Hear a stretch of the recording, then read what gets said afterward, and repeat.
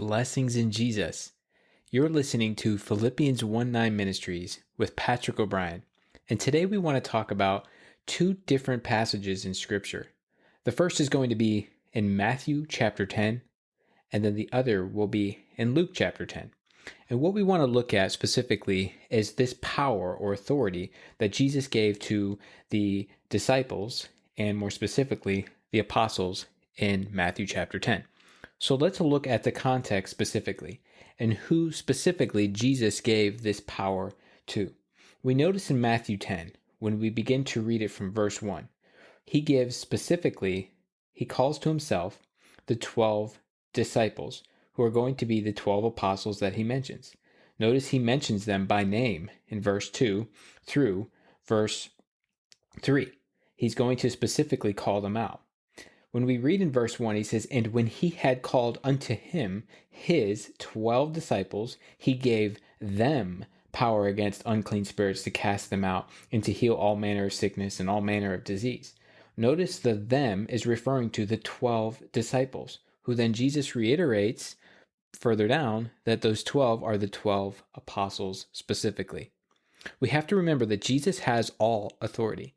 Not any man or self-proclaimed apostle or prophet today.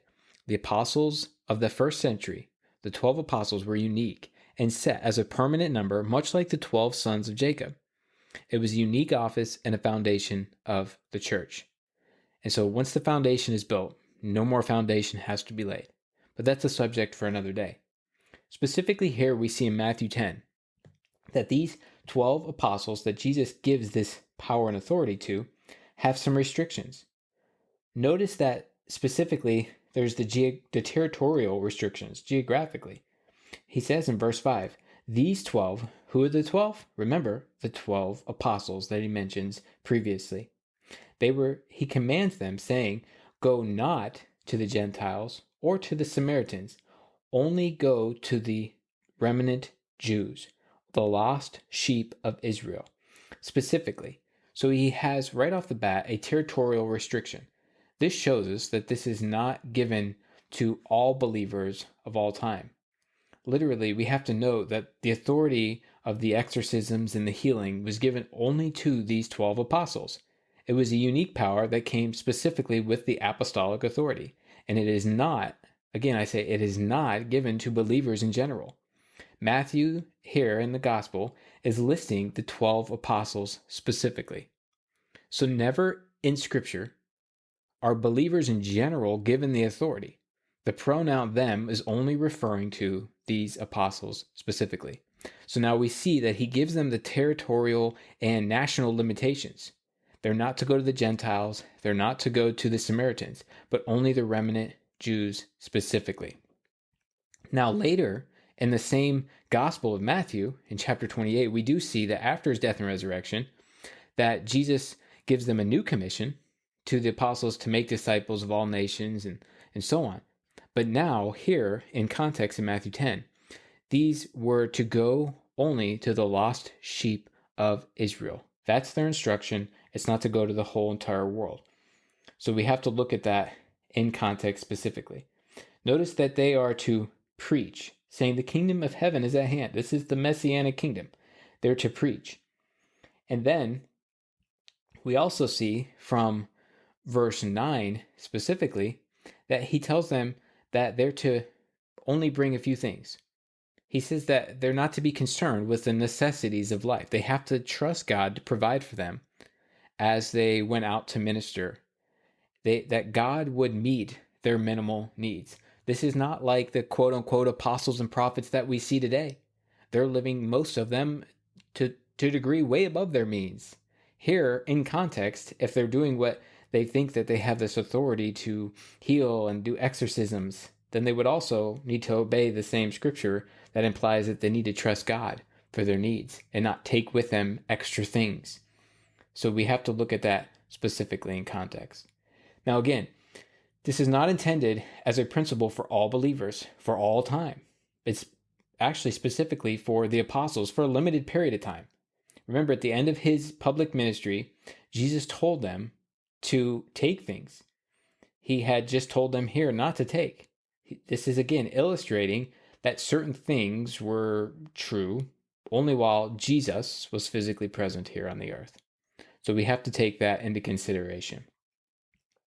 So that should be enough convincing of yourself that this is the restriction in Scripture, that it was specifically given here to the 12 disciples, the 12 apostles, given name by name, and they had territorial restrictions. They weren't supposed to go beyond this area, but only to the remnant, and they were only the remnant Jews, and they were only to not take anything with them. They were to completely rely on God. And there would be a blessing, and then there would be a judgment on whether or not they accepted the individual believers. Those who are worthy there in verse 11, that's the remnant in that town who are worthy specifically. And the blessing is on the individual, and we see that the judgment is more of a national type situation with them. And so that shows us in context, this authority is an apostolic authority given to the 12 apostles by Jesus at this time with specific parameters and things that had to be done. And of course, we'll see that in verse 1 of chapter 11, he concludes his command ends. And he says in verse 1 of chapter 11, "And it came to pass, when Jesus had made an end of commanding his," what? "His 12 disciples, he departed thence to teach and preach in their cities." So that's where he finishes that instruction. All right, now let's continue with the same theme of this power and authority that Jesus gives to disciples. And let's move into Luke chapter 10. In Luke chapter 10, we have another unique situation where Jesus is giving disciples some form of authority and power. So let's look at this a little closer. In Luke 10, it says in verse 1, "After these things, the Lord appointed other 70 also, and sent them 2 and 2 before his face into every city and place whither he himself would go." So what we're seeing here is that Jesus is setting this up to where he's about to go on his last ministry. There's a sense of urgency here. This is what we're going to see is a short-term mission, and it has one purpose. It's to prepare for the coming of the king. They're to go to these different towns and villages and places that Jesus would go to prepare a place for him to stay along his way to Jerusalem. They had to prepare what we see would be a minimum of 35 places, 35 cities that he would be going through. They had to prepare for Jesus' final journey to Jerusalem. And it was going to be a first come, first serve type situation. Once they found a house that he can lodge in, that's the place that they were to set up. Now he says that, and he also warns them to prepare for some widespread rejection, right? In verse 3, he says, "Go your ways, behold, I send you as lambs in the midst of wolves." Now, he also tells them to not be concerned with the essentials and the things they need to have, right? In verse 4 of chapter 10 of Luke, he says, "Carry neither purse, nor scrip, nor shoes, and salute no man by the way." He's telling them to be unconcerned with these things. They're needing to rely solely on God again.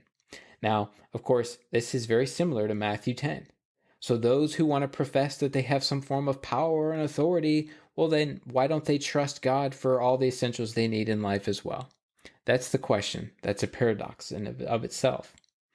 Now, we have to continue to look here. He says in verse 7, "And in the same house remain, eating and drinking such things as they give. For the laborer is worthy of his hire. Go not from house to house." In other words, they're not to go house to house and just see a bunch of people. Once you find a place, they need to stay there and have that place be ready to prepare. In other words, again, once they had found that house that would be willing to accept Jesus when he came through, they were not to look for some kind of better accommodations. They were to stay where they were. It's that first come, first serve. And then, of course, when they find this home that's going to accept Jesus as being a remnant Jewish believer there, they were to stay in that home. They would be fed and they wouldn't have to worry about having to have anything else.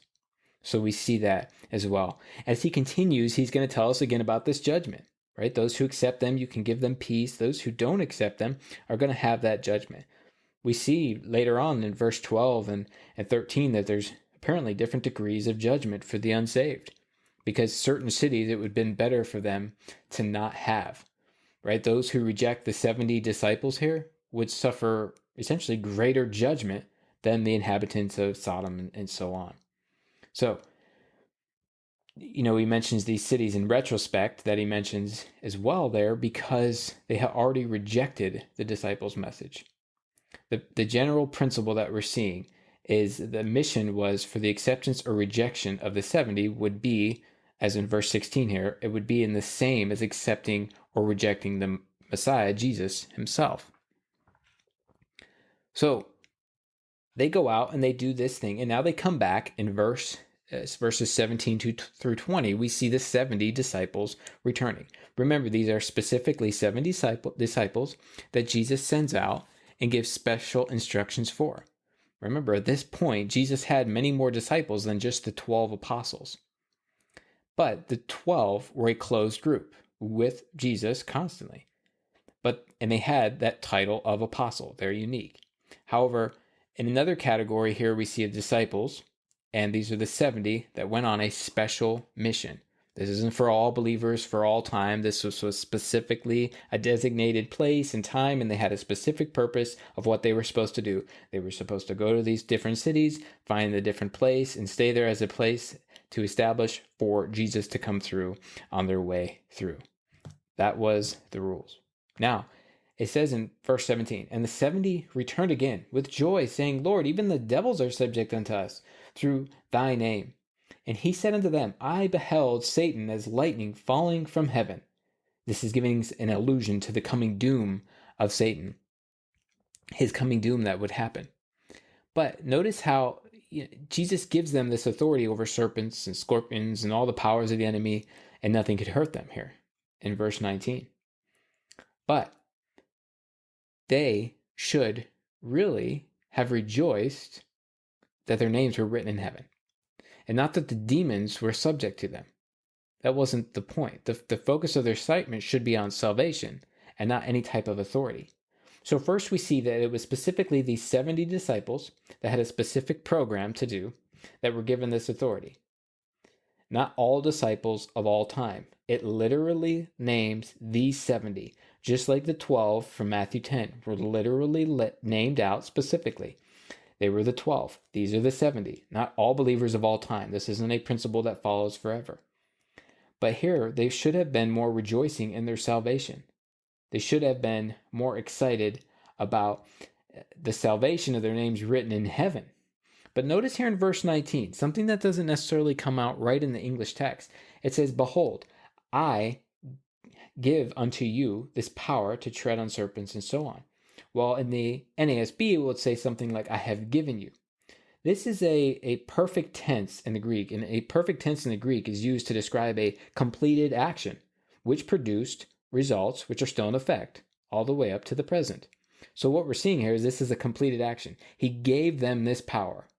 That's the completed action that produced the results. The results were there were now places that were ready for Jesus to go to on his last journey through up to Jerusalem. That is the situation that we are seeing here. Now, in another podcast teaching, we will, of course, talk a little bit more about Mark 16 and what Mark has to say as well, that these signs follow and what that has to do with the apostles and so on. But we have to remember the authority and the power that the apostles had was to authenticate their ministry. We don't see any sort of apostolic succession. We only see the apostles doing these incredible signs and wonders, and the apostolic legates, or the ones that were with them or specifically instructed by the apostles at that time. All right, so that's going to sum up our in-context teaching with Matthew 10 and Luke 10 and understanding this power that Jesus had gave specifically to the 12 apostles in Matthew 10 and to the 70 specific disciples that were in Luke 10. Until next time, we'll talk soon.